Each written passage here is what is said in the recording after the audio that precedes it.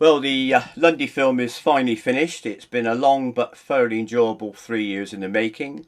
It's out on Blu-ray and DVD. Can be bought from my website and also my email address. You see it below.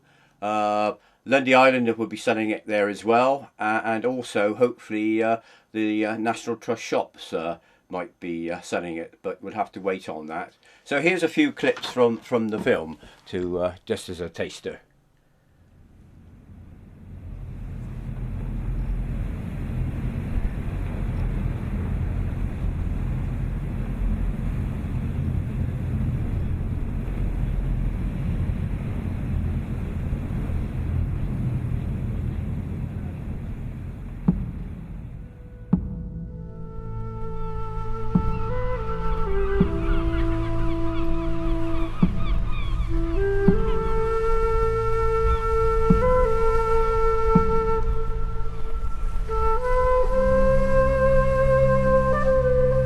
The island of Lundy, this mystical extrusion of a granite outcrop, standing 400 feet high out in the Bristol Channel.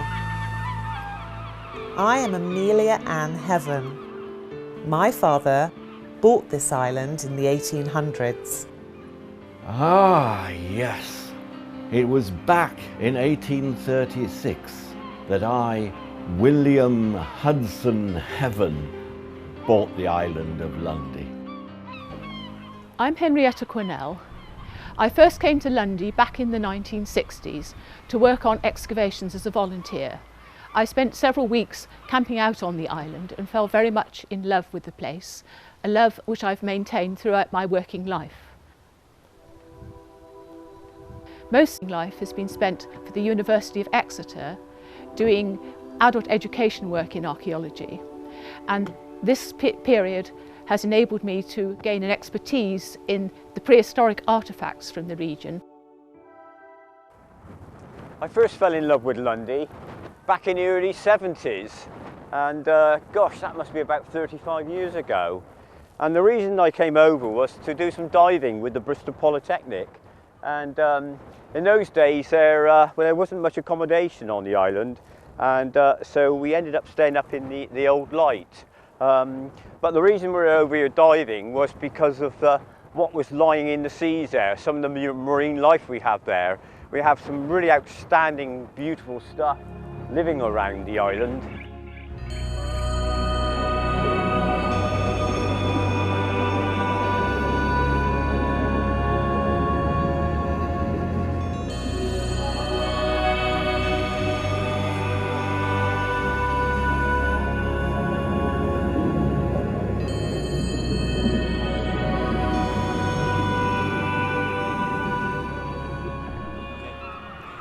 I'm Keith Hiscock, and I've been coming to Lundy to dive and to look at the shore life since 1969. And it was in 1969 that the idea of a marine nature reserve first came up.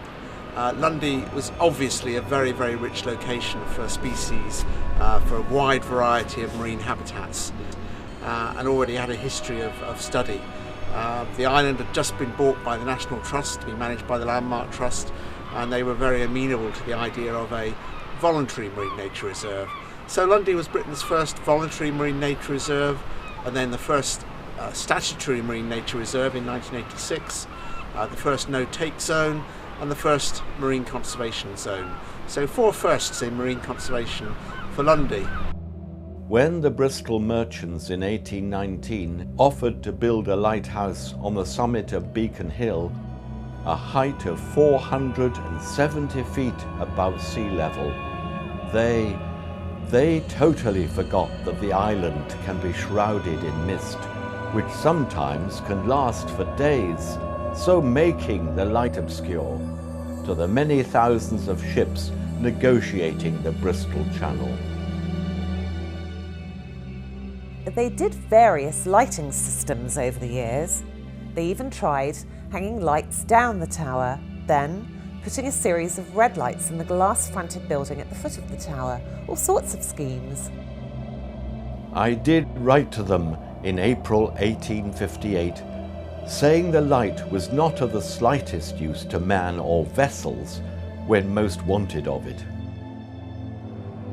But this didn't stop the wrecking. 8 years later, again in thick fog, the first-class battleship HMS Montague went aground on the notorious Shutter Rocks. After running aground, a small party was sent ashore. Climbing up the rock face to the North Light, was greeted by surprised keepers of the light. So convinced that they had landed at Hartland Point 18 miles away, an argument broke out, and at the court-martial, Captain TBS Adair and Lieutenant Dathan were severely reprimanded and dismissed from their ship. I'm here in Marlborough to interview Diana Keese, one of Martin Coles Harmon's daughters, to talk about the Harmon days on Lundy. Can you remember when your father first went to Lundy? In very, very early days, in his youth, he went to Lundy for the day with a couple of friends on a paddle steamer and completely was swept away by everything about it, the grandeur of the place and the isolation and the feeling of freedom and everything about it. And he just suddenly announced to the friends as they were leaving that he thought one day he would buy the island if he was lucky enough.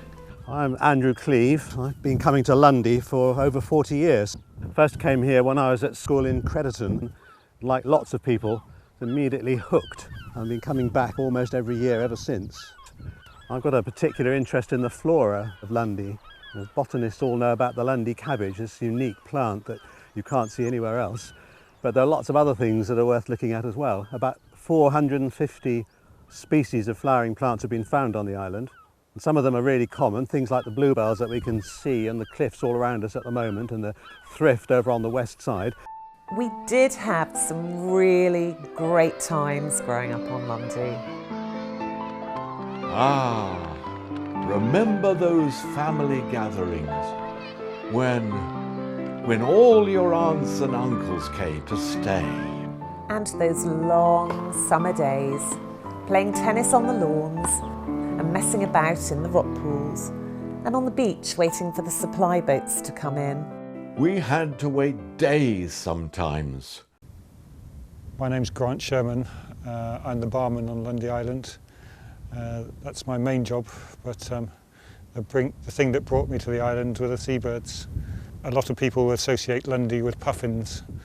The first person to study Lundy's seabirds in any depth was Richard Perry. He came to the island in the late 1930s and spent 5 months recording the daily lives of the guillemots, the puffins and the razorbills that bred on Lundy. My name's Graham Scott of Wessex Archaeology. We are an archaeological contractor and a charity with educational purposes. And since 2004, we've been undertaking work on Lundy Island for English heritage. Now, the seabed around Lundy is studded with historic wrecks, and some of these tell very big stories indeed. Now, Lundy is very fortunate to have the wreck of one of these Confederate blockade runners. And this is it, the Iona II.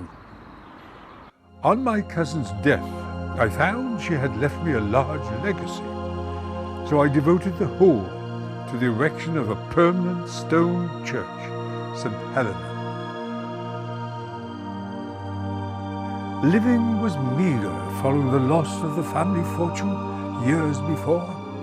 But in 1895, I issued tenders for the building of the stone church. This was completed in 1896 with a total cost, including the bells, of £4,813.